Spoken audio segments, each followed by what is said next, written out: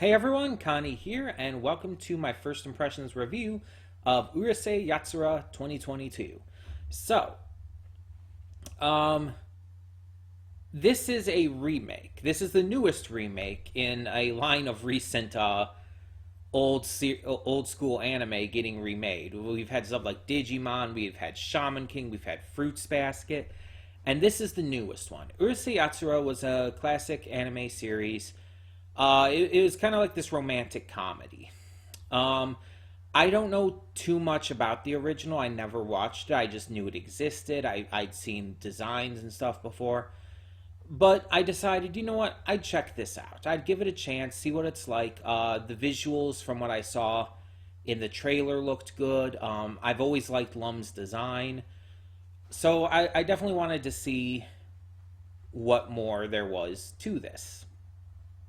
Um, just to kind of get like the vibes of the series. Plus, this reboot is being done by David Production, the same company that does not only the Cells at Work series, but is also mainly known for the JoJo's Bizarre Adventure anime adaptation. So, I was definitely interested in it from that perspective to see how David Production would do with a series like this. So, I watched the first episode. And this is one of those shows that is just kind of stupid fun. It's dumb as hell, but it's self-aware at how dumb it is. Like, first off, I'll just say right off the bat, there will be spoilers in this review. If you have not seen the first episode of Urusei Yatsura 2022, I would definitely suggest checking it out before seeing this, unless you're not too worried about spoilers with this series. But yeah, we'll talk about spoilers in 3, 2, 1 now. So, one of the big notable things about this is it's very clearly a love triangle series. Like, the love triangle is one of the biggest aspects of it. And it is excessively self aware about that. It literally references the love triangle multiple times in the first episode. So it clearly knows that's the gag.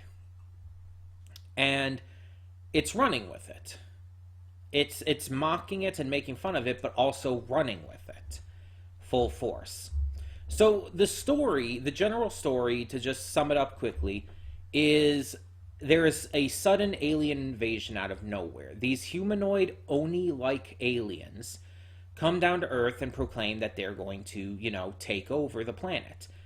However, they are going to give humanity one chance.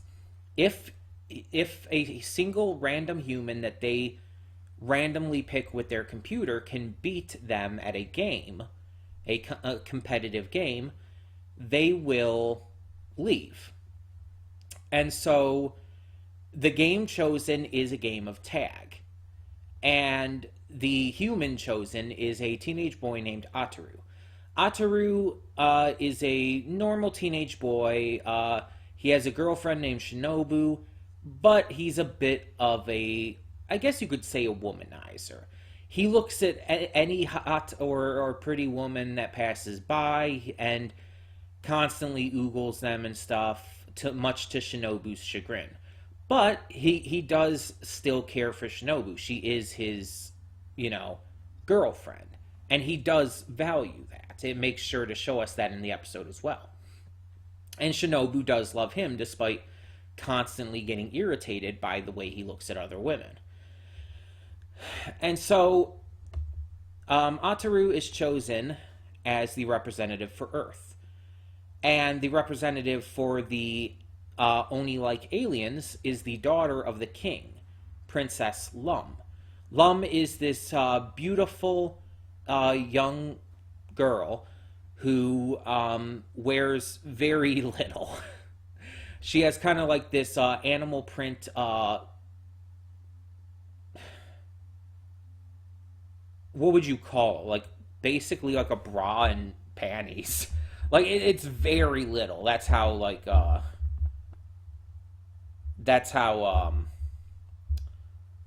minimal her clothing is. I'm trying to get a good. Yeah, it's kind of like she has like some like tall socks on, kind of, as well. They're all kind of like, I guess you would say leopard print, maybe tiger print. Yeah, I think it's more tiger. Um, and it's basically just that. It's just a bra. It's just the panties and the leggings, sock things. Um, she also, like the rest of her race, has two little bumps of horns on her head. Um, so the goal of the competition is that Ateru has 10 days to catch her. It's a game of tag. He has to tag her, and to do so, he has to grab her horns. That's how the tag is activated. So it's a televised competition. The entire world is watching. And Shinobu tells him, after a bunch of failing for most of the 10 days, she tells him, you know, you got this. If you do this, if you save the world, I will marry you. I will pledge myself to marrying you. And so this motivates Satoru because, again, he does genuinely love her. Like, he obviously looks at other women and stuff, and because he's a horn dog, but he does genuinely love Shinobu. So, motivated by her proclamation to marry him if he succeeds, he, on the 10th day, continues to go after Lum and starts doing better than he had all of the previous 9 days combined.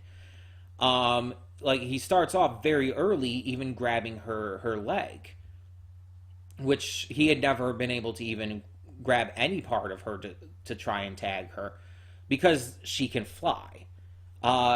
She has the ability of flight, as well as the ability to channel electricity, which is very problematic because once he grabs her, she electrocutes him. Well, not electrocutes because he survives, but she electrifies him. But he keeps trying and keeps shouting out marriage over and over, just completely one note on this 10th day. He's just shouting out the same word, marriage, over and over while trying to catch her. This does catch her off guard. The constant shouting of the word throws her off, and it allows him to catch up with her enough where he kind of accidentally steals her bra. This obviously bothers her, and so while covering her tits, she rushes him to try and get the bra back. He realizes this is the perfect opportunity and uses it to lure her in. And in doing so is able to finally catch her and grab her horns, saving the Earth. He succeeds, kind of on accident, but also utilizing the opportunity he was given, showing that he does have some intelligence to him. Maybe not a lot, but he has some. However, Lum thought his constantly yelling marriage was him proposing to her, asking her for marriage. So when he's celebrating his victory, she comes up and tells him that she accepts and is going to marry him, which results in her staying on Earth while the rest of the aliens leave the planet. However, obviously Shinobu is not happy with this because she was the one who proclaimed the marriage and everything, and so now he's caught between the two of them. However, as we see in the second half of this episode, because this is really quickly paced, the second half of the episode focuses on the love triangle aspect that is starting here. And the thing is, Ateru is entirely dedicated to Shinobu. Although he has acknowledged how attractive Lum is, the entire time he is dedicated to Shinobu, and so the second half is him trying to explain to Shinobu that he doesn't want to marry Lum, and that he is still all for marrying her. In fact, like, despite his earlier, like, kind of horny attitude and everything, he's actually spends this second half trying to avoid Lum and trying to get her to leave. which shows that he actually does have some good ideologies to him, I guess you could say. Probably the wrong word. But the fact is, again, he acknowledges Lum as hot, but he is still entirely dedicated to Shinobu. So he and Shinobu keep trying to get in contact with each other and keep trying to connect, but Lum keeps interfering, jamming the signal and everything, and eventually causing a giant lightning storm. But they do get together, and then Lum interferes again, and Shinobu gets jealous again, and it's like, again, the love triangle thing. And it kind of ends with nothing really being resolved.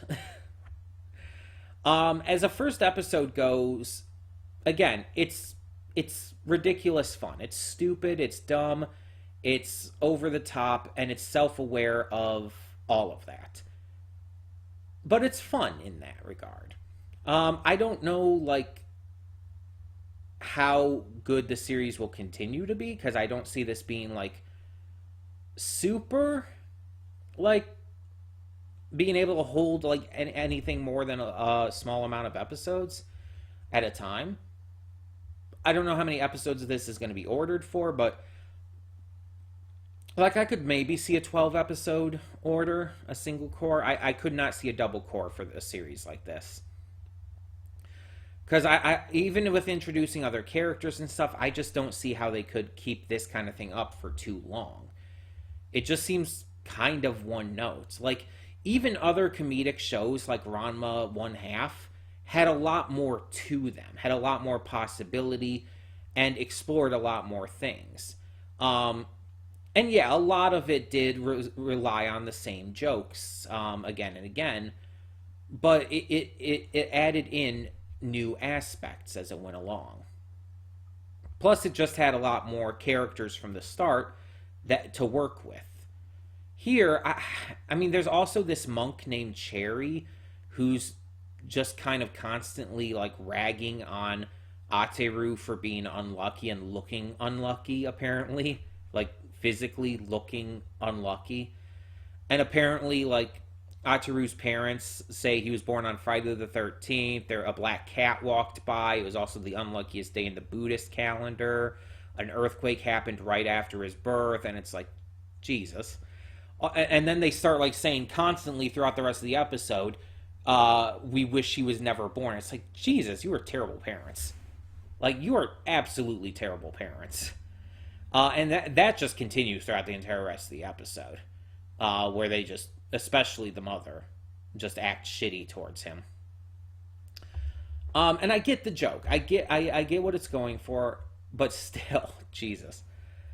And yeah, a lot of the situations could lead to some funny stuff, but I'm gonna wait to see how it goes.